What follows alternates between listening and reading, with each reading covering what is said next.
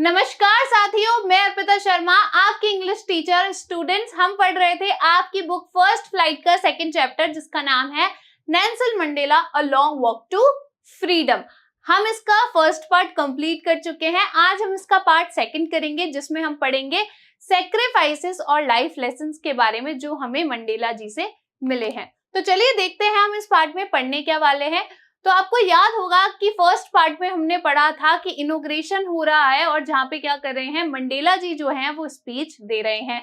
अब यहाँ पर हम पढ़ेंगे मिलिट्री डिस्प्ले एंड लॉयल्टी के बारे में कि जो इनॉग्रेशन हो रहा था, जब जो साउथ अफ्रीका था उसको फ्रीडम मिल गई थी, वहां पर जो मिलिट्री थी उसका क्या रोल था, वो किस तरीके से अपने आप को पेश कर रही थी, वो किस तरीके से अपनी लॉयल्टी दिखा रही थी। और दूसरा हम पढ़ेंगे एक्नॉलेजिंग द सैक्रिफाइसेस, कि जो नेल्सन मंडेला हैं वो क्या कर रहे हैं, एक्नॉलेज कर रहे हैं जिन भी लोगों ने बलिदान दिए हैं, सैक्रिफाइस दिए हैं, उनकी क्या कर रहे हैं, सराहना कर रहे हैं और उनको क्या कर रहे हैं, एक रिस्पेक्ट के तौर पर उनको अपनी स्पीच में क्या कर रहे हैं, कंक्लूड कर रहे हैं। तो चलिए अब आगे जानते हैं कि आखिर इस पार्ट को पढ़ने के बाद हम कौन कौन सी कॉम्पिटेंसी डेवलप कर लेंगे। तो सबसे पहले तो स्टूडेंट्स हम समझेंगे सिग्निफिकेंस ऑफ नेशनल एंथम, कि नेशनल एंथम का स्टूडेंट्स किसी भी सिटीजन की लाइफ में या किसी भी नेशन या किसी भी कंट्री की कितनी ज्यादा महत्वपूर्णता होती है एक नेशनल एंथम को लेकर। हम भी जब हमारा नेशनल एंथम सुनते हैं तो एकदम से हम पे क्या आ जाते हैं, गूज़बम्स आ जाते हैं। हम बहुत ही ज्यादा क्या हो जाते हैं, अपने कंट्री को लेकर एकदम हमें जो होती है, मतलब कि स्वतंत्रता की भावना या फिर रिस्पेक्ट की भावना हमारे अंदर आ जाती है। दूसरा है ऑपरेशन शेपिंग कैरेक्टर। हम समझेंगे एक चरित्र को शेप करने में स्टूडेंट्स अत्याचार जो होते हैं वो किस तरीके से अपना रोल प्ले करते हैं। और जो साउथ अफ्रीका के लीडर्स थे, वहां के जो लोग थे, उनका कैरेक्टर, उनका चरित्र फॉर्म करने में ऑपरेशन ने यानी कि अत्याचारों ने किस प्रकार से अपना रोल प्ले किया था।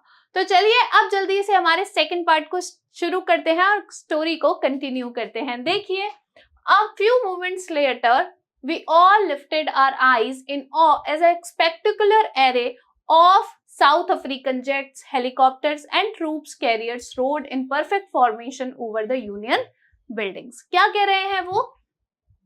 A few moments later, कि कुछ ही क्षणों बाद, आपको याद होगा मैंने अभी भी आपको बताया कि नेल्सन मंडेला क्या कर रहे थे, स्पीच दे रहे थे और वहीं पे ये सब क्या हो रहा है, और भी बहुत सारे फंक्शंस चल रहे हैं। तो क्या हो रहा है, a few moments later, कि कुछ ही क्षणों बाद, we all lifted our eyes in awe, हम सभी ने अपनी आंखों को ऊपर उठाया आश्चर्य में, as a spectacular array of South African jets।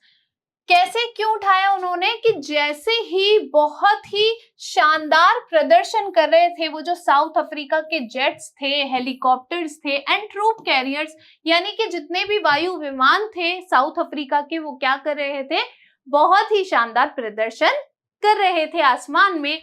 Road in perfect formation over the union buildings. क्या कह रहे हैं वो, कि बहुत ही अच्छी तरीके से, आपको पता होगा जो वायु विमान होते हैं उनकी जो आवाज होती है वो कैसी लगती है, एकदम दहाड़ने जैसी, बहुत ही तेज होती है। तो यहाँ पे रोड उसी के लिए आया है। रोड यानी होता है दहाड़ना, जैसे शेर क्या करता है, रोड करता है, यानी कि दहाड़ता है। तो इसी तरीके से वो जो ट्रूप कैरियर्स थे, हेलीकॉप्टर्स थे, जेट्स थे साउथ अफ्रीका के, वो रोड कर रहे थे, यानी कि बहुत जोर से आवाज कर रहे थे और बहुत ही परफेक्ट, यानी कि बढ़िया सी उन्होंने आकृतियां बनाई हुई थी यूनियन बिल्डिंग्स के ऊपर। समझ में आ गया? चलिए हार्डवर्ड को रिवाइज करते हैं। ओ यानी आश्चर्य, स्पेक्टेकुलर यानी शानदार, एरे यानी कि प्रदर्शन। ठीक है, आगे देखिए, it was not only a display of pin point precision. क्या कह रहे हैं वो, कि ये सिर्फ एक डिस्प्ले नहीं था, यानी कि ये सिर्फ एक पिन पॉइंट, यानी होता है अचानक से कोई चीज हो जाती है ना, तो ये सिर्फ एक डिस्प्ले नहीं था। पिन पॉइंट यानी प्रिसिशन, यानी होता है स्पष्टता, यानी कि स्पष्टता का सिर्फ वो नहीं था डिस्प्ले, बल्कि एंड मिलिट्री फोर्स, और मिलिट्री फोर्स का, but a demonstration of the militaries loyalty. लेकिन ये किसका डिस्प्ले था, क्या दिखा रहे थे वो जो जेट्स ऊपर घूम रहे थे, वो दिखा रहे थे उनको मिलिट्री की लॉयल्टी को लेकर। टू डेमोक्रेसी, किसको, मिलिट्री की लॉयल्टी किसके प्रति थी, डेमोक्रेसी के प्रति थी, यानी कि लोकतंत्रता के प्रति जो मिलिट्री की लॉयल्टी थी वही दर्शा रहे थे वो जो जेट्स आसमान में थे। To a new government that had been freely and fairly elected, और किसके प्रति थी वो जो लॉयल्टी थी, वो थी टू अ न्यू गवर्नमेंट, कि एक जो नई सरकार बनी है, that had been freely and fairly elected, जो कि बहुत ही फ्रीली और फेयरली क्या हुई है, चुनी गई है। ऐसी एक नई गवर्नमेंट के लिए ये जो थी डिस्प्ले हो रहा था, ये मिलिट्री की एक लॉयल्टी दिखा रहे थे, दर्शा रहे थे। हार्डवर्ड रिवाइज करेंगे, प्रिसीशन यानी कि स्पष्टता। आगे देखिए, ओनली मोमेंट्स बिफोर, क्षणों पहले ही, the highest generals of South African defence force and police, कि साउथ अफ्रीका के सबसे बड़े, सबसे हाईएस्ट जो अधिकारी थे, जनरल्स थे, कहाँ के, डिफेंस फोर्स के और पुलिस के, their chest beckoned with ribbons and medals from days gone by, उनके जो चेस्ट थे, आपको पता होगा जो मिलिट्री जनरल्स होते हैं उनके ऐसे कंधों पे और चेस्ट पे क्या लगा दिए जाते हैं, कुछ रिबन्स लगा दिए जाते हैं, या फिर उनको कुछ मेडल्स मिलते हैं वो भी यहाँ पर लगा दिए जाते हैं। तो वो इसी की बात कर रहे हैं कि कुछ ही समय पहले क्या हो रहा था कि जो मिलिट्री के जनरल्स थे, पुलिस के जो जनरल्स थे, उनकी जो चेस्ट थी, जो छाती थी, बैकेंट यानी कि होता है सुसज्जित होना या सजी हुई होना, डेकोरेट होना, तो वो डेकोरेट हुई भी थी किससे, रिबन से एंड मेडल से, फ्रॉम डेज गॉन बाय, जो दिन बीत गए थे, दिन पर दिन उनको क्या मिल रहे थे, कुछ ना कुछ मेडल्स मिल रहे थे, रिबन्स मिल रहे थे, उनसे वो जो जनरल्स थे उनकी जो छाती थी, जो कंधे थे, वो सजे हुए थे।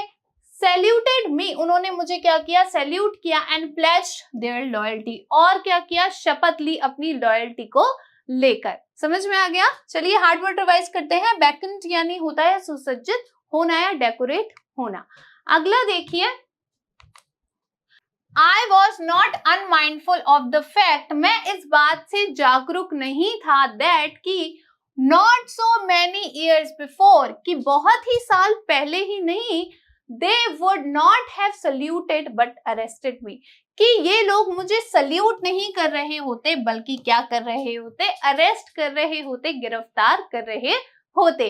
क्या कह रहे हैं यहाँ पे नेल्सन मंडेला? वो कह रहे हैं कि जब इन लोगों को मैं क्या कर रहा था, सम्मान दे रहा था, इनके यहाँ पर चेस्ट पर क्या लगा रहा था, और रिबन्स लगा रहा था, ये जब रिबन से सजे हुए थे, है ना, इनॉग्रेशन के अंदर, तो तब मैं इस बात से जागरूक ही नहीं था, यानी कि वो कह रहे हैं कि मैं इस बात को लगभग भूल ही गया था कि बहुत कुछ सालों पहले ही ये लोग क्या करते, मुझे सल्यूट नहीं कर रहे होते बल्कि मुझे अरेस्ट कर रहे होते, मुझे गिरफ्तार कर रहे होते। क्योंकि स्टूडेंट्स, आप जानते हैं कि नेल्सन मंडेला जी पहले क्या करते थे, फाइट करते थे, स्ट्रगल करते थे फ्रीडम के लिए। तो उस समय पे जो गवर्नमेंट होगी वो इन्हें बार बार क्या करती होगी, गिरफ्तार करती होगी, और ये जो पुलिस और मिलिट्री जनरल्स हैं, इनको बेचारों को गिरफ्तार करना ही पड़ता होगा नेल्सन मंडेला को।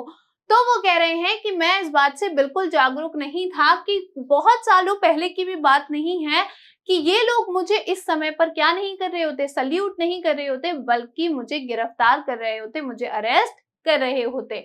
Finally, a chevron of Impala jets left a smoke trail of the black, red and green, blue and gold of the new South African flag. आसमान में आपको पता है कि क्या चल रहा है, एक डिस्प्ले चल रहा है, फॉर्मेशन चल रहा है ना, इस वायु विमान का। तो यहाँ पे वो कह रहे हैं फाइनली, अंत में, अ शेवरॉन ऑफ इम्पेलर जेट्स, की शेवरॉन क्या होता है, वी शेप का एक पट्टा होता है। तो इम्पेलर जेट्स जो थे, जो साउथ अफ्रीका के जेट्स थे, वो क्या किए, वो एक शेवरॉन लेकर आए, यानी कि वी शेप का एक पट्टा लेकर आए। लेफ्ट अ स्मोक ट्रेल, उन्होंने धुएं की लड़ियां छोड़ दी। स्मोक ट्रेल क्या होता है, आपने देखा है आसमान में कुछ जब जेट्स उड़ते हैं तो वो क्या करते हैं, इस प्रकार से स्मोक ट्रेल छोड़ देते हैं, यानी कि धुएं की जो पट्टियां होती है, लाइंस होती है, उसको स्मोक ट्रेल बोलते हैं। तो finally chevron of impeller jets जो थे वो क्या कर रहे थे, स्मोक ट्रेल्स छोड़ रहे थे। कौन कौन से कलर के स्मोक ट्रेल्स छोड़ रहे थे वो, black, red, green, blue, gold, और ये सारे कलर किसके थे, न्यू साउथ अफ्रीकन फ्लैग के थे, यानी कि साउथ अफ्रीका का जो नया झंडा था उसके कलर के ये क्या कर रहे थे, स्मोक ट्रेल्स छोड़ रहे थे। हार्डवर्ड रिवाइज करेंगे, नॉट अनमाइंडफुल यानी होता है जागरूक। ठीक है, अगला देखिए, The day was symbolized for me by the playing of our two national anthems. वो जो दिन था, the day, कौन सा दिन, वो इनॉग्रेशन वाला दिन, the day was symbolised for me, कि वो मेरे लिए क्या बन गया था, एक प्रतीक बन गया था, by the playing of our two national anthems, कि हमारे वहां पर क्या हो रहे थे, दो नेशनल एंथम क्या हो रहे थे, प्ले हो रहे थे, बजाए जा रहे थे। कंट्री के कितने नेशनल एंथम होते हैं, एक ही होता है मोस्टली, है ना, मोस्टली क्या होता है, एक ही होता है, लेकिन वहां पर क्या हो रहा था साउथ अफ्रीका के अंदर कि दो नेशनल एंथम प्ले हो रहे थे, बज रहे थे। And the vision of whites singing, जो वाइट लोग थे वो क्या गा रहे थे, निकोसी सिकेले आई अफ्रीका and black singing Die Stem the old anthem of the republic, कि क्या हो रहा था कि जो व्हाइट थे और जो ब्लैक थे उन दोनों की ही नेशनल एंथम चल रहे थे। ये जो नेशनल एंथम है ये ब्लैक और व्हाइट के नेशनल एंथम्स हैं। तो वहां पे क्या हो रहा था कि डाई स्टीम तो क्या था, जो रिपब्लिक थी जो बहुत पहले से चलती हुई आ रही थी साउथ अफ्रीका, एक तो उसका नेशनल एंथम था और एक व्हाइट लोगों का भी नेशनल एंथम वहां पर प्ले हो रहा था। तो देखो आपको समझ में आ रहा है कि नेल्सन मंडेला क्या कर रहे थे, उन्होंने फ्रीडम तो लिया है लेकिन वो जो व्हाइट लोग थे उनसे हेट नहीं करते थे, उनसे नफरत नहीं करते थे, बल्कि उनको भी क्या करना चाह रहे थे, अपने साथ इंक्लूड करना चाह रहे थे, अपने साथ मिलाना चाह रहे थे, एक यूनिटी को वो क्या करना चाह रहे थे, फॉर्म करना चाह रहे थे। आगे देखिए, although that day neither group knew the lyrics of the anthem they once despised, वो क्या कह रहे हैं, although यद्यपि that day उस दिन neither group, कि कोई भी जो ग्रुप था दोनों में से व्हाइट और ब्लैक दोनों ही ग्रुप्स की बात हो रही है, कि उस दिन दोनों ही जो ग्रुप थे उन दोनों में से nobody knew, कोई भी नहीं जानता था, है ना, वो क्या कह रहे हैं, neither group knew, कि कोई भी जो ग्रुप था वो नहीं जानता था, क्या नहीं जानता था, the lyrics of the anthem they once despised, कि उस लिरिक्स को, उन पंक्तियों को वो नहीं जानते थे, उस एंथम की पंक्तियों को वो नहीं जानते थे जिससे वो पहले क्या करते थे, घृणा करते थे। यानी कि वो जो व्हाइट लोग थे वो किसका एंथम गा रहे थे, ब्लैक लोगों का एंथम गा रहे थे, और वो तो ब्लैक से क्या करते थे, पहले घृणा करते थे, नफरत करते थे। लेकिन आज वो क्या कर रहे थे कि आज वो क्या कर रहे थे, एक दूसरे का नेशनल एंथम गा रहे थे। तो वो कह रहे हैं यद्यपि उस दिन दोनों ही ग्रुप में से कोई भी नहीं जानता था कि उस नेशनल एंथम की लिरिक्स क्या है जिससे वो पहले क्या करते थे, घृणा करते थे, they would soon know the words by heart, लेकिन एक दिन जल्द ही ऐसा क्या होगा कि एक दिन जल्द ही वो लोग क्या कर देंगे, इन शब्दों को अपने दिलों के द्वारा ही याद कर लेंगे। यानी कि वो कहना चाह रहे हैं कि जल्द ही ये जो वर्ड्स हैं, ये जो लिरिक्स हैं उस एंथम की, वो इन लोगों के हार्ट में क्या हो जाएगी, बस जाएगी। On the day of the inauguration, उद्घाटन के दिन, I was overwhelmed with a sense of history, मैं अभिभूत हो गया था। ओवरवेल्म्ड यानी होता है जब आपको बहुत बहुत ज्यादा खुशी होती है किसी चीज से। I was overwhelmed यानी कि मैं अभिभूत हो गया था with a sense of history, history यानी इतिहास के एक इतिहास की एक सोच को लेकर, आइडिया को लेकर मैं क्या हो गया था, बहुत ही ज्यादा ओवरवेल्म्ड हो गया था। यानी कि वो कहना चाह रहे हैं कि इतने समय से जो मैं स्ट्रगल कर रहा था, और एकदम से किसी चीज को, जब आप किसी चीज के लिए बहुत ज्यादा मेहनत करते हैं और आपको वो चीज मिल जाए तो आप क्या हो जाते हैं, बहुत ज्यादा ओवरवेल्म हो जाते हैं, आपको बहुत बहुत ज्यादा खुशी होती है और आपको क्या होती है, उन लोगों के लिए रिस्पेक्ट भी होती है। तो यहीं पे वही हो रहा है कि नेल्सन मंडेला कह रहे हैं कि मैं बहुत ही ज्यादा अभिभूत हो गया था। हिस्ट्री, इतिहास का एक ऐसा सीन वहां पर चल रहा था, इसको सेंस कर कर ही मैं क्या हो गया था, बहुत ज्यादा अभिभूत हो गया था। हार्डवर्ड रिवाइज करेंगे, डिस्पाइज्ड यानी कि घृणा करना, ओवरवेल्म्ड यानी कि अभिभूत होना। आगे देखिए, in the first decade of the 20th century, कि 20th सेंचुरी के दशकों में, a few years after the bitter Anglo Boer war, कि एंग्लो वॉर वॉर के कुछ ही सालों बाद, एंड बिफोर और उससे पहले, माई ओन बर्थ, मेरे जन्म से भी पहले, the white skinned people of South Africa, जो व्हाइट स्किन पीपल थे यानी कि जो गोरे लोग थे साउथ अफ्रीका के, पैच्ड अप यानी होता है मिल जाना, क्या कर देना, मिल जाना या किसी चीज का हल निकाल देना। जब आप किसी से मिल जाते हैं मतलब कि आपने अपने जो डिफरेंसेस हैं वो सारे क्या कर दिए, खत्म कर दिए, उनके सॉल्यूशंस निकाल लिए हैं। तो मेरे जन्म से भी पहले ही जो व्हाइट लोग थे, जो व्हाइट स्किन पीपल थे, वो उन्होंने साउथ अफ्रीका के जो व्हाइट स्किन पीपल थे उन्होंने क्या कर लिया था, पैच्ड अप देयर डिफरेंसेस, उन्होंने क्या कर लिया था, हल निकाल लिया था अपने डिफरेंसेस का। आपस में जो उन लोगों की दूरियां थी, जो उन लोगों में क्या थी, डिफरेंसेस थे, उन सभी के उन्होंने हल निकाल लिए थे। And erected a system of racial domination against the dark skinned people. और क्या कर लिया था, इरेक्टेड यानी होता है निर्माण करना, क्या होता है, निर्माण करना। तो उन्होंने एक निर्माण कर लिया था एक ऐसे सिस्टम का of racial domination against the dark skin people. किसका कर लिया था कि रेशियल यानी कि रेस के आधार पे, कलर के आधार पर डोमिनेट करेंगे, दबाएंगे, किसको दबाएंगे, डार्क स्किन पीपल जो हैं, काले लोग जो हैं उनको दबाएंगे। ऑफ देयर ऑन, उनके जो लैंड के, उन्हीं के जमीन के जो काले लोग हैं उनको क्या करेंगे, व्हाइट स्किन पीपल दबाएंगे। मतलब कि वो कह रहे हैं कि साउथ अफ्रीका में जो व्हाइट स्किन पीपल रहते थे और ब्लैक स्किन पीपल रहते थे, तो व्हाइट स्किन पीपल ने क्या किया, अपने सारे डिफरेंसेस वो भूल गए, उन लोगों में जो भी मतभेद थे वो सब वो भूल गए, उन्होंने उन सभी का हल निकाल लिया और क्या डिसाइड किया, किसका निर्माण किया, एक ऐसे सिस्टम का निर्माण किया जिसमें वो क्या कर रहे थे कि रेशियल डोमिनेशन कर रहे थे, यानी कि डोमिनेट करते ऐसे डार्क स्किन्ड पीपल को, उन्हीं के लैंड के, यानी कि उन्हीं के जमीन के, साउथ अफ्रीका के लोग जो उन्हीं के साथ रहते थे उनको क्या कर रहे थे, उनको डोमिनेट कर रहे थे। हार्डवर्ड रिवाइज करेंगे, पैच्ड अप यानी कि हल निकालना, इरेक्टेड यानी कि निर्माण करना।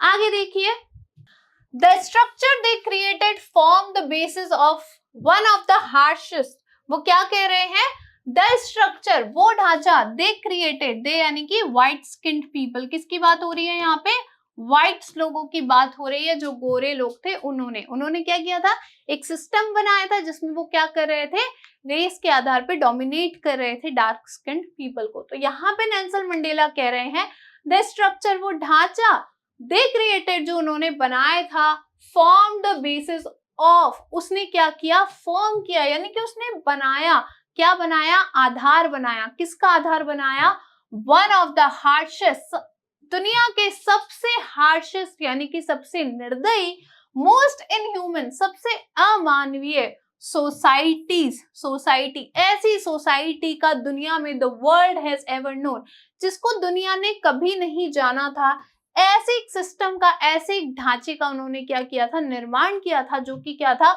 बहुत ही ज्यादा निर्दयी था, इनह्यूमन था, और जो सोसाइटी में, वर्ल्ड की किसी भी सोसाइटी ने अभी तक नहीं देखा था, किसी ने भी अभी तक नहीं जाना था।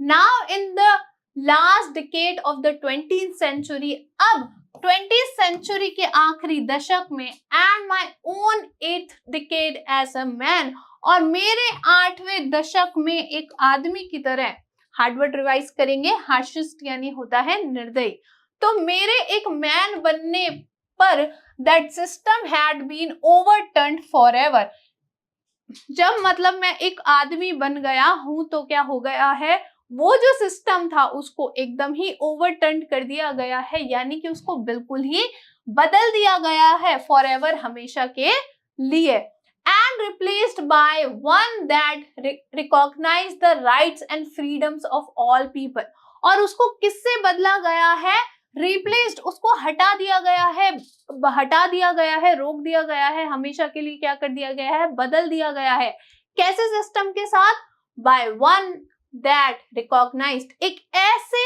सिस्टम के साथ, दैट रिकॉग्नाइज, जो ये समझता है, जो ये जानता है, the rights and freedoms of all people, क्या जानता है वो सिस्टम, राइट्स जानता है, अधिकार जानता है, स्वतंत्रता जानता है सभी लोगों की, यानी कि वो जो सिस्टम था, जो पहले अपार्थाइड सिस्टम था, उसको अब बदल दिया गया है, और उसको किससे बदल दिया गया है, किससे रिप्लेस किया गया है, एक ऐसे सिस्टम से जो क्या करता है, जो समझता है, जानता है, अधिकार जानता है, स्वतंत्रता जानता है सभी लोगों के, ना कि सिर्फ एक ही कम्युनिटी को क्या करता है, फेवर करता है, regardless of colour of their skin, किसके आधार पर, रिगार्डलेस, यानी कि चाहे कोई भी कलर की स्किन हो, किसी भी कलर का आदमी हो, उन सभी के अधिकारों को क्या करता है, उन सभी के स्वतंत्रता को क्या करता है, वो जो सिस्टम है अब पहचानता है।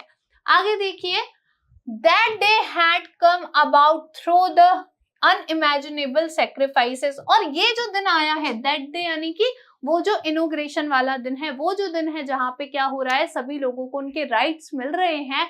That day had come, वो दिन आया है। About through the unimaginable यानी कि ऐसे जिसको आप क्या नहीं कर सकते, ऐसे सेक्रीफाइसेस, ऐसे बलिदान, क्या ऐसे बलिदान जिनको आप इमेजिन भी नहीं कर सकते, जिनकी आप कल्पना भी नहीं कर सकते। Of thousands of my people, मेरे हजारों लोगों के ऐसे बलिदान के बाद क्या आया है, ये सिस्टम आया है, ये दिन आया है। People whose suffering and courage can never be counted or repaid. ऐसे लोगों के करेज से आया है, ऐसे लोगों की सफरिंग, पीड़ा से आया है, ऐसे लोगों के करेज, साहस से आया है। कैन नेवर बी काउंटेड, जिसे कभी गिना नहीं जाता और जा सकता, और जिसे ना ही कभी चुकाया जा सकता है। यानी कि वो कह रहे हैं कि इतने लोगों ने इतने बड़े बड़े सेक्रीफाइस दिए हैं, इतनी सफरिंग्स झेली हैं, इतनी पीड़ाएं झेली हैं, जिसको क्या नहीं कर सकते, हम कभी गिन भी नहीं सकते और इसको वापस कभी चुका भी नहीं सकते। इतने लोगों ने क्या किया है, बलिदान दिए हैं। आई फेल्ट दैट डे, मुझे उस दिन ऐसा महसूस हुआ, as I have on so many other days, जैसे कि बहुत सारे दिन होता था। That I was simply the sum of all those African patriots who had gone before me, कि मैं सिर्फ साधारण सा क्या हूं, एक सम हूं, मतलब कि जोड़ हूं, किसका, of all those African patriots, यानी कि वो जो सारे देशभक्त थे, मैं उन सभी का क्या हूं, बस एक सम हूं, एक हिस्सा हूं। Who had gone before me, जो मुझसे पहले ही चले गए हैं। यानी कि मैंने कुछ इतना महान नहीं किया है, मैं तो क्या हूं, इतने सालों से जो लोग करते आ रहे थे, जो इतने बड़े बड़े लोगों ने इतने बड़े बड़े क्या दिए हैं, सेक्रीफाइस दिए हैं, बलिदान किए हैं, मैं तो उसका क्या हूं, एक सम हूं, एक छोटा सा हिस्सा हूं, जो कि मुझसे पहले ही चले गए हैं, ऐसे देशभक्त लोग। हार्ड वर्ड रिवाइज करेंगे। सेक्रीफाइसेस यानी कि बलिदान, पैट्रियट्स यानी कि देशभक्त। आगे देखिए, that long and noble line ended and now begin again with me. वो जो लाइन थी, कौन सी लाइन, पैट्रियट्स की, यानी कि देशभक्त लोगों की वो जो लाइन थी वो खत्म हो गई थी और अब दोबारा शुरू हुई है, किसके साथ, मेरे साथ। यानी कि पहले वो लोग जा चुके हैं और फिर से अब मेरे साथ बहुत सारे लोगों ने बलिदान दिया है और मेरे साथ ही वापस से एक लाइन शुरू हुई है। I was pained that I was not able to thank them.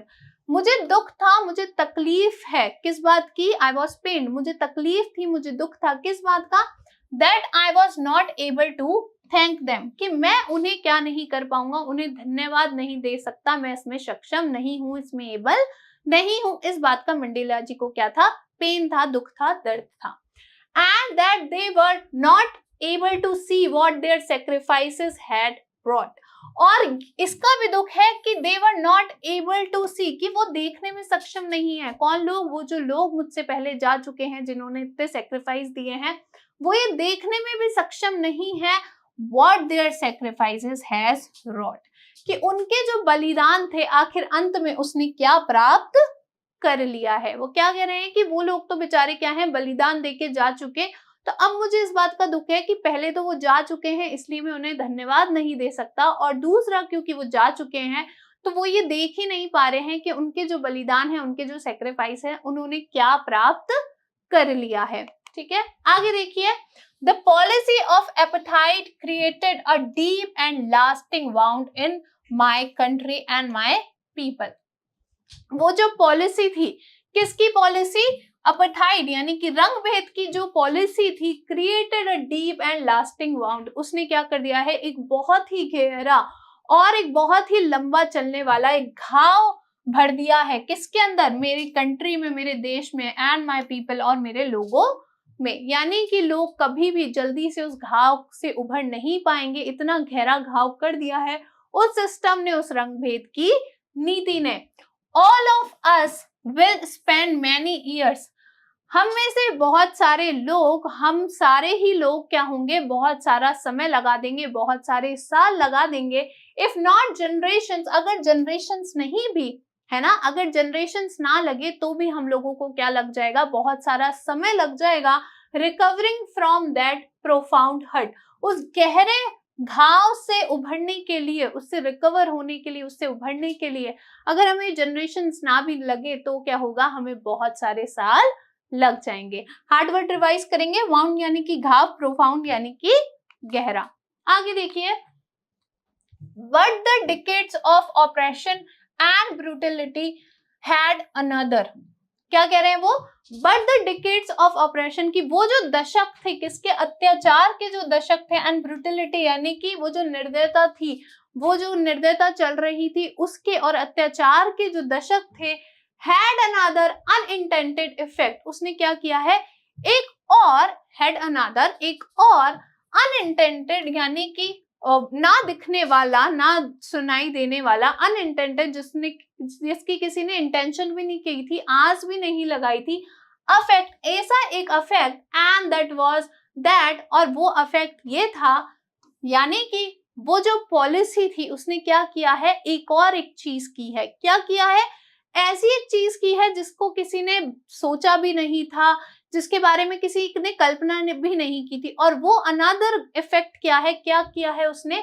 Produced the Oliver Thums, तो उसने क्या किया है, अब वो कह रहे हैं कि बहुत बड़े बड़े जो लीडर्स हैं उनको क्या किया है, उनको वॉर्न किया है उस सिस्टम ने, यानी कि वो सिस्टम आया, व्हाइट स्किन पीपल ने क्या किया, ब्लैक लोगों को दबाया, तभी तो एक ऐसा सिस्टम आया जिससे क्या हो रहा है, अब जो साउथ अफ्रीका के लोग हैं वो बहुत ज्यादा खुश हैं, लेकिन उस सिस्टम ने एक और चीज की है, क्या किया है कि बहुत बड़े बड़े लेजेंडरी क्या दिए हैं उनको, लोग दिए हैं, ऐसी पर्सनैलिटीज दी हैं साउथ अफ्रीका को जिसको लोग कभी नहीं भूल पाएंगे, और यहाँ पर उन्हीं सबके पिक्चर्स और नाम मेंशन किए गए हैं। देखिए, जैसे Oliver, Walter chief, Luthulis, the Yusuf Dadoos, the Bram Fischers and Robert Sobukwes of our time, कि हमारे समय के इतने बड़े बड़े जो लीडर्स हैं इनको भी इन्होंने क्या किया है, क्रिएट किया है।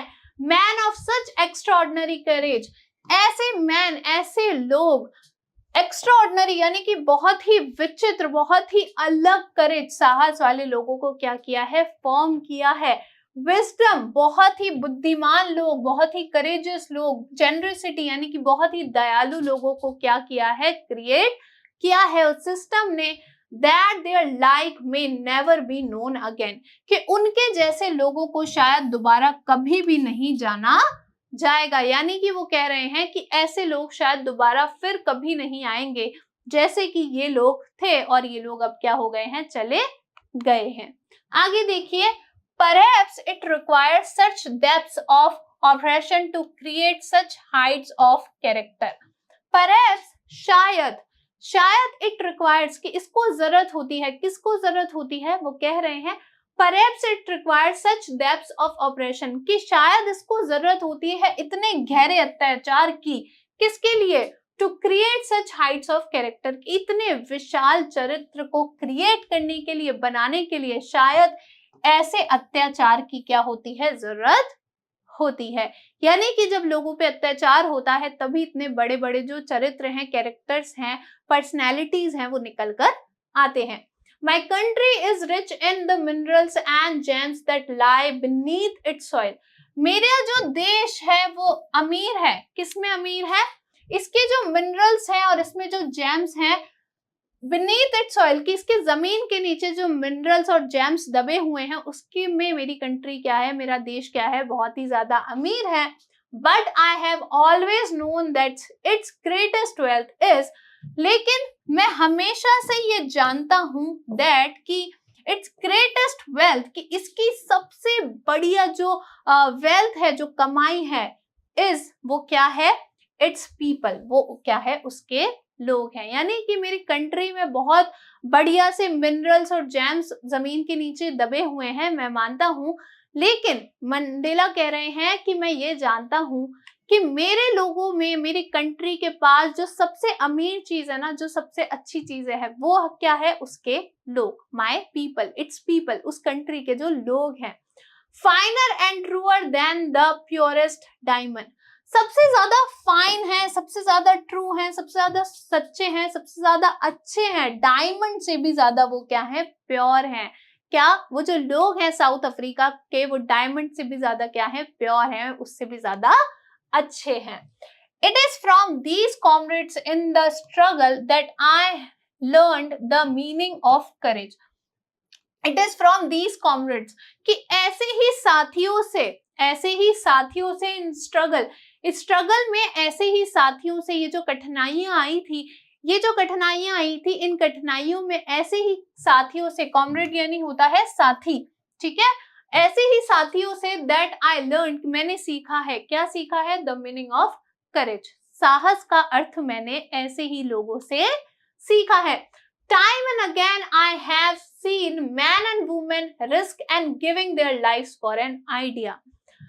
Time and again यानी कि बार बार समय पे I have seen, मैंने देखा है, क्या देखा है, मंडेला कह रहे हैं समय समय पर मैंने देखा है, क्या देखा है, men and women की आदमी और औरत risk and give their lives for an idea, कि आदमी और औरत क्या कर देते हैं, जोखिम में डाल देते हैं और दे देते हैं, अपनी जिंदगी दे देते हैं एक विचार को लेकर। यानी कि समय समय पर मैंने देखा है कि लोग सिर्फ एक विचार के लिए, और यहाँ पे कौन से विचार की बात हो रही है, फ्रीडम का विचार, ठीक है, आइडिया ऑफ फ्रीडम।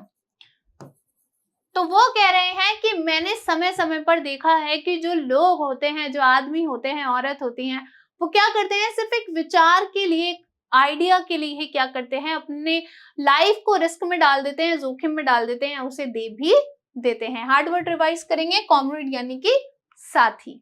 आगे देखिए, I have seen man stand up to attacks and torture without breaking, showing a strength and resilience that defies the imagination. वो कह रहे हैं आई हैव सीन, मैंने देखा है, किसे, man stand up to attacks and torture, कि मैन जो होते हैं, लोग जो होते हैं, आदमी जो होते हैं, वो खड़े रहते हैं, किसके सामने खड़े रहते हैं, अटैक्स के, जो उनपे हमले हो रहे हैं उसके सामने, टॉर्चर, जो उनपे गंभीर चीजें हो रही हैं उसके सामने वो क्या करते हैं, मैन खड़े रहते हैं, आदमी खड़े ही रहते हैं, विदाउट ब्रेकिंग, टूटे बिना ही वो क्या करते रहते हैं, खड़े रहते हैं।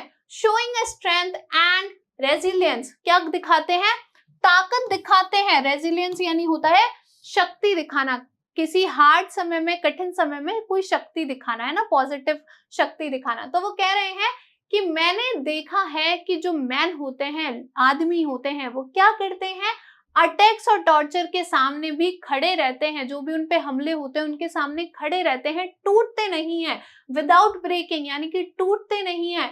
शोइंग दिखाते हैं, क्या दिखाते हैं, अ स्ट्रेंथ एंड रेजिलियंस, क्या दिखाते हैं, शक्ति दिखाते हैं, ताकत दिखाते हैं, दैट डिफाइंस द इमेजिनेशन, जो किसको डिफाइन करती है, कल्पना को डिफाइन करती है। यानी कि हम कल्पना में जितना दर्द, जितने अटैक्स, जितने टॉर्चर हम सोच सकते हैं, मैन क्या करते हैं, उसको झेल जाते हैं। हार्ड वर्ड रिवाइज करेंगे, रेजिलियंस यानी कि कठिनाई का सामना करने की शक्ति। आगे देखिए, आई लर्न, मैंने सीखा है। अब यहाँ पे बहुत ध्यान से सुनना स्टूडेंट्स, क्योंकि यहाँ पे जो नेल्सन मंडेला हैं वो किसकी बात कर रहे हैं, करेज की बात कर रहे हैं, कि आखिर करेज जो होता है वो क्या होता है, और ये आपके लिए एक बहुत इंपॉर्टेंट क्वेश्चन बन सकता है। तो इस वाले पैराग्राफ को बहुत ध्यान से सुनना, ठीक है। चलिए वापस आते हैं। आई लर्न, मैंने सीखा है, क्या सीखा है, that courage was not the absence of fear, कि साहस का मतलब क्या होता है, डर का एब्सेंस नहीं होता। एब्सेंस यानी होता है किसी चीज का ना होना, कि करेज का, साहस का मतलब डर का ना होने से नहीं है, but the triumph over it, लेकिन किससे है, जीत से है, उसके ऊपर, फियर के ऊपर जीत पा लेना। ट्रिम्प यानी होता है जीतना, ठीक है। तो करेज का मतलब फियर यानी कि डर से, एब्सेंस से नहीं है, बल्कि किससे है, उसके ऊपर पूरी तरीके से, डर के ऊपर पूरी तरीके से जीत पा लेने का मतलब क्या होता है, साहस होता है। The brave man is not the one who does not feel afraid, एक ब्रेव मैन जो होता है ना, जो एक बहादुर आदमी होता है, वो नहीं होता who does not feel afraid, जो कि डरता नहीं है। वो कह रहे हैं कि एक बहादुर आदमी वो नहीं है जो कि डरता नहीं है, but he who conquers that fear, बल्कि एक बहादुर आदमी कौन होता है, जो कि जीत लेता है। कॉन्कर यानी कि विजय प्राप्त कर लेना या जीत लेना, जो जीत लेता है उस डर को, यानी कि वो डर से आगे बढ़ जाता है। एक बहादुर आदमी वो नहीं है जो कभी डरता नहीं है, बल्कि कौन है, जो डर पर विजय प्राप्त कर लेता है, वो क्या होता है, एक ब्रेव मैन होता है। हार्डवर्ड रिवाइज करेंगे। ट्रिम्फ यानी कि जीत, कॉन्कर यानी कि विजय प्राप्त करना। आगे देखिए, no one is born hating another person. कोई भी जो आदमी है वो पैदा नहीं होता दूसरे आदमी से नफरत करने के लिए, बिकॉज, क्योंकि of the colour of his skin. वो कह रहे हैं कि कोई भी एक आदमी है वो सिर्फ दूसरे आदमी के कलर से ही, यानी कि स्किन के, शरीर के कलर से ही नफरत करे, ऐसा वो पैदा नहीं होता है।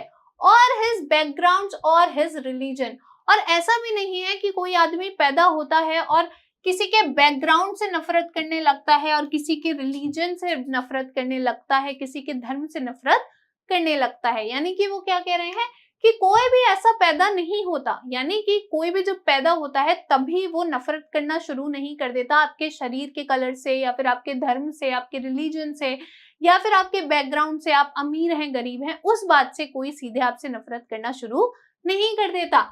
People must learn to hate, and if they can learn to hate, they can be taught to love. People must learn to hate, कि people क्या करते हैं, जो लोग होते हैं वो सीखते हैं नफरत करना, and if they can learn to hate, और अगर वो सीख सकते हैं नफरत करना, they can be taught to love, तो उन्हें सिखाया भी जा सकता है प्रेम करना, प्यार करना। और for love comes more naturally to the human heart than its opposite, और वो कह रहे हैं कि फॉर लव, और प्रेम के लिए, यानी कि प्रेम बहुत प्राकृतिक रूप से ही ह्यूमन हार्ट में आ जाता है, यानी कि मनुष्य जो होता है वो प्यार करना जल्दी सीखता है अपने ऑपोजिट से। ऑपोजिट क्या है, हेट। यानी कि वो कह रहे हैं कि जो ह्यूमन होता है वो हेट करने से पहले क्या सीख जाता है, प्यार करना सीख जाता है। आगे देखिए, even in the grimmest times in prison, यहाँ तक कि सबसे कठिन समय में भी, जो जेल में जब मंडेला जी थे उस समय की बात करें, कि सबसे कठिन समय में भी जो मैं जेल में था, even my comrades and I were push to our limits, जब मुझे और मेरे साथियों को हमारी क्षमताओं तक ढकेल दिया जाता था, I would see a glimmer of humanity, तो मैं क्या देख लेता था, एक चमक, ग्लिमर यानी चमक देख लेता था मानवता की, in one of the guards के अंदर। मतलब वो जो प्रिजन में जो गार्ड्स थे, जो पुलिस ऑफिसर्स थे, वो क्या करते थे, टॉर्चर करते थे, किसको, मंडेला को, या फिर जो उनपे क्या करते थे, अटैक्स करते थे, या जो जिन्होंने उनको जेल में बंद रखा था उस प्रिजन के अंदर। तो वो कह रहे हैं कि मैं उसमें भी क्या देख लेता था, एक चमक देख लेता था मानवता की, perhaps just for a second, चाहे वो एक सेकंड की ही क्यों ना हो, लेकिन मुझे उन गार्ड्स में क्या दिख जाती थी, एक चमक दिख जाती थी मानवता की। But it was enough to reassure me and keep me going, लेकिन ये काफी होती थी, इट वॉज इनफ, लेकिन ये काफी होती थी, पर्याप्त होती थी मुझे रीअश्योर करने के लिए, यानी कि मुझे फिर से संतुष्ट करने के लिए, एंड कीप मी गोइंग, और मुझे आगे बढ़ते रहने के लिए। यानी कि जब मैं उनमें क्या देखता था, मानवता देखता था, तो मैं वापस से मुझ में क्या आ जाता था, एक हिम्मत आ जाती थी आगे बढ़ने की। हार्ड वर्ड रिवाइज करेंगे, ग्रिमिस्ट यानी कि कठिन, ग्लिमर यानी कि चमक। आगे देखिए, man's goodness is a flame that can be hidden but never be extinguished, इसको याद कर लीजिए। वो कह रहे हैं मनुष्य की जो अच्छाई होती है वो एक ज्वाला की तरह होती है, that can be hidden, जिसे छुपाया तो जा सकता है, but never extinguished, लेकिन उसे कभी बुझाया नहीं जा सकता है। यानी कि मंडेला कह रहे हैं कि मानव के अंदर क्या होती है, एक ज्वाला होती है, किसकी, अच्छाई की एक ज्वाला होती है, जिसे आप छुपा तो सकते हो लेकिन उसे आप कभी बुझा नहीं सकते, वो कभी ना कभी तो बाहर आएगी ही। हार्ड वर्ड रिवाइज करेंगे, फ्लेम यानी कि ज्वाला, एक्सटिंग्विश्ड यानी कि बुझना। अब यहाँ पे स्टूडेंट्स हमारा पार्ट 2 कंप्लीट हो गया, हम करेंगे कुछ कॉम्प्रिहेंशन क्वेश्चंस। पहला सवाल देखिए, what do the military generals do. Military generals जो थे वो क्या करते थे, तो वो क्या कर रहे थे कि लॉयल्टी डिस्प्ले कर रहे थे अपनी, उसको लेकर, डेमोक्रेटिक गवर्नमेंट को लेकर। How has their attitude changed and why, किस प्रकार से उनका जो बर्ताव था, एटीट्यूड था, वो बदल गया था और क्यों बदल गया था। तो कैसे बदल गया था कि पहले तो वो कभी मंडेला जी को क्या नहीं करते, सल्यूट भी नहीं करते, वो उन्हें उठाकर जेल में डाल देते, लेकिन अचानक से वो बदल गया था। क्यों? क्योंकि जैसे ही नई गवर्नमेंट बनी थी। तो इसका आंसर आप कैसे लिखेंगे? देखिए, the military general saluted Mandela, जो मिलिट्री जनरल्स थे उन्होंने मंडेला को सैल्यूट किया एंड प्लेज्ड देयर लॉयल्टी, और शपथ ली अपनी लॉयल्टी के लिए। देयर एटीट्यूड चेंज्ड बिकॉज, उनका जो बर्ताव था, एटीट्यूड था, वो बदल गया था बिकॉज, क्योंकि earlier they also followed the white supremacy, पहले वो भी क्या कर रहे थे? व्हाइट सुप्रीमेसी यानी कि व्हाइट लोगों की, गोरे लोगों की जो श्रेष्ठता थी उसको फॉलो कर रहे थे। एंड बिकॉज ऑफ दैट, और उसी के कारण, दे वंस अरेस्टेड मंडेला, इसी के कारण उन्होंने एक बार मंडेला को गिरफ्तार भी कर लिया था। When he was protesting against it, जब वो उसके खिलाफ क्या कर रहे थे? प्रोटेस्ट कर रहे थे। किसके खिलाफ? व्हाइट सुप्रीमेसी के खिलाफ। But now when the newly formed government, लेकिन अब इस नई बनी हुई सरकार के सामने, they were loyal for the president and the republic, तो वो लॉयल थे। किसके प्रति लॉयल थे?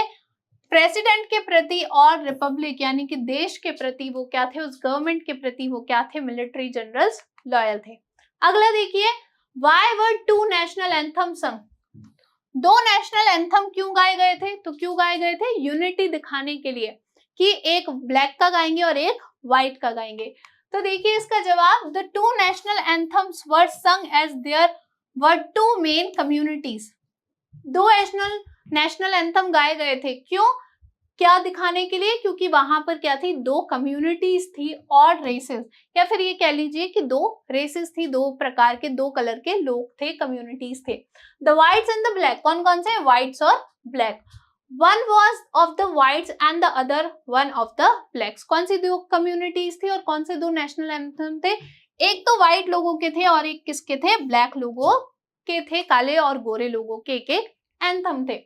The black people sung the national anthem of the white people, जो ब्लैक लोग थे उन्होंने किसका नेशनल एंथम गाया था? व्हाइट लोगों का नेशनल एंथम गाया था। एंड द व्हाइट पीपल संग the national anthem of the black people, और जो व्हाइट पीपल थे उन्होंने किसका नेशनल एंथम गाया था? ब्लैक लोगों का नेशनल एंथम गाया था।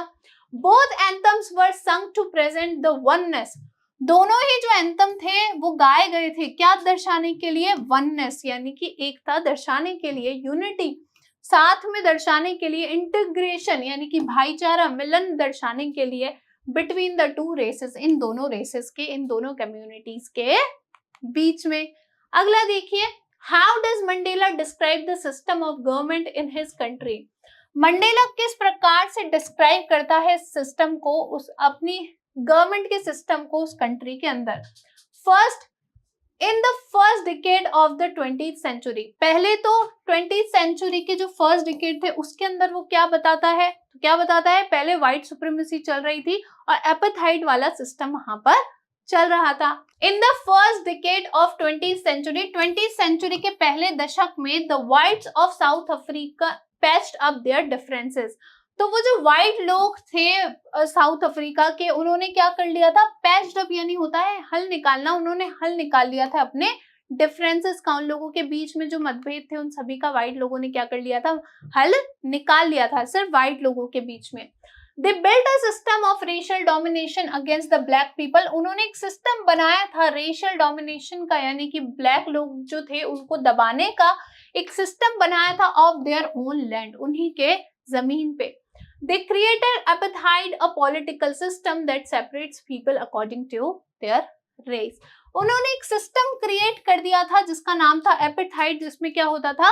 ये एक राजनीतिक सिस्टम था जिसमें क्या होता था? लोगों को उनके रेस के, उनके कलर के आधार पर अलग कर दिया जाता था, सेपरेट कर दिया जाता था। अगला देखिए, in the final decade of the 20th century, और अब दूसरा आपका सवाल है कि 20th सेंचुरी के फाइनल दशक में आखिर गवर्नमेंट कैसी थी? तो कैसी थी कि सब क्या हो गए थे? यूनाइटेड हो गए थे। तो इसका जवाब देखिए, in the last decade their system had been overturned forever, final decade में जो लास्ट डिकेड था उनका जो सिस्टम था उसको बदल दिया गया था हमेशा के लिए, जो एपार्थाइड वाला सिस्टम था उसको हमेशा के लिए बदल दिया गया था। It was replaced by another, उसको एक दूसरे सिस्टम के साथ क्या कर दिया गया था? रिप्लेस्ड कर दिया गया था। It recognized the rights and freedoms of all people regardless of their skin color. वो जो सिस्टम था वो पहचानता था अधिकार और स्वतंत्रता सभी लोगों की उनके स्किन कलर को देखे ही बिना. Now there was a democratic non-racial government. और अब वहां पे एक डेमोक्रेटिक लोकतांत्रिक नॉन-रेशियल गवर्नमेंट फॉर्म हो गई थी, बन गई थी. अगला देखिए, What does courage mean to Mandela? Mandela का मतलब साहस से क्या है, या साहस से मंडेला का मतलब क्या है? तो क्या है कि वो कहते हैं कि साहस का मतलब क्या है, डरना नहीं है, बल्कि क्या है, उस पर डर पर बिल्कुल जीत पा लेना ही क्या है, करेज होता है. तो इसका जवाब देखिए, बाय करेज मंडेला मीन्स, करेज से मंडेला, साहस से मंडेला का मतलब है not the absence of fear, डर का एब्सेंट होना नहीं है, यानी कि डर का ना होना नहीं है, but the triumph over it, लेकिन क्या है, बल्कि कि उसके ऊपर जीत पा लेना, डर के ऊपर जीत पा लेना ही क्या है, करेज है. अगला देखिए, which does he think is natural to love or hate? उनके अनुसार नेचुरल क्या है, प्राकृतिक क्या है, लव है या हेट है? तो याद कीजिए, उन्होंने बोला था कि लव नेचुरली आता है और हेट तो लोग क्या करते हैं, करना धीरे धीरे सीखते हैं, उनको सिखाया जाता है. तो इसका जवाब देखिए, he thinks, वो सोचते हैं that love comes more naturally, कि जो प्रेम होता है वो ज्यादा प्राकृतिक रूप से आता है, to the human heart, human heart में, यानी कि मनुष्य के हृदय में जो प्रेम होता है वो ज्यादा नेचुरली आता है देन इट्स ऑपोजिट हेट, उसके विपरीत हेट के बजाय जो लव होता है वो ज्यादा नेचुरली आता है.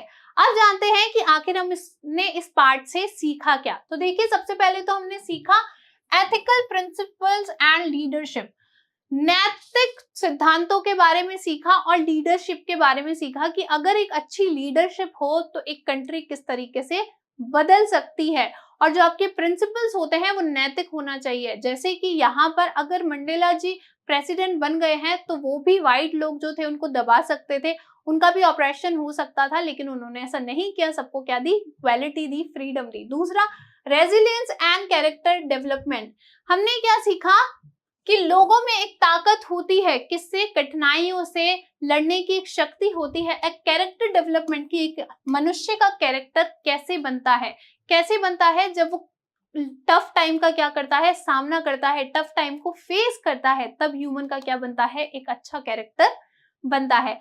अब करते हैं कुछ असेसमेंट क्वेश्चन जिन्हें हम पहले डिस्कस करेंगे और उसका सही आंसर निकालेंगे. देखिए, what was the system of racial domination erected by the white skin people of South Africa? कौन सा सिस्टम था जो नॉन रेशियल, मतलब कि रेशियल डोमिनेशन पे क्या था, बेस था, यानी कि कलर के आधार पर जो व्हाइट स्किन पीपल थे उन्होंने कौन सा सिस्टम निकाला था साउथ अफ्रीका के लोगों के लिए? तो आपके ऑप्शंस है, option A apartheid, option B democracy, option C communism, option C dictatorship. तो याद कीजिए, हमने पढ़ा था रंग भेद की नीति उन्होंने निकाली थी और इसका जवाब होगा ऑप्शन ए.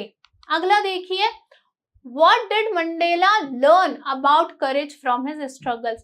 मंडेला ने अपने स्ट्रगल से करेज के बारे में, साहस के बारे में क्या सीखा था? आपके ऑप्शन है, करेज is the absence of fear, कि करेज क्या होता है, साहस का मतलब होता है कि फियर का ना होना. दूसरा, करेज कम्स नेचुरली टू ह्यूमंस, जो करेज होता है, साहस होता है, वो प्राकृतिक रूप से ह्यूमंस में आता है. Option C, courage is the triumph over fear, कि करेज क्या है, फियर के ऊपर जीत पा लेना, विजय पा लेना.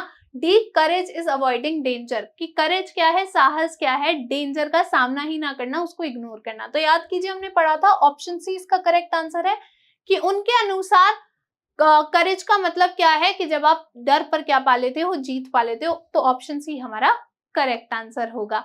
अगला देखिए, Mandela believe that man's goodness is a flame that can be hidden but never, और डैश. आपके ऑप्शन है, फिलअप करना है हमको.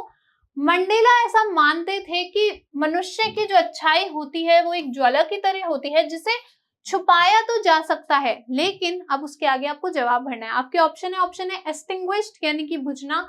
ऑप्शन बी, जलना. तो यहां पर अगर आप एक्सटिंग्विश लगाएंगे तो इसका मतलब हो जाएगा कि वो कह रहे हैं कि जो अच्छाई होती है ह्यूमन की, वो एक ज्वाला की तरह होती है जिसे आप छुपा सकते हैं लेकिन आप बुझा नहीं सकते. दूसरा, जिसे आप जला सकते हैं, ठीक है, जिसे आप छुपा सकते हैं लेकिन आप उसे कभी जला नहीं सकते हैं। तो इसका करेक्ट आंसर क्या होगा? ऑप्शन ए, एक्सटिंग्विश्ड, यानी कि बुझना। वो कहते हैं कि मनुष्य की अच्छाई ऐसी होती है जिसे आप छुपा सकते हैं, एक ज्वाला की तरह होती है जिसे आप छुपा सकते हैं लेकिन कभी बुझा नहीं सकते हैं।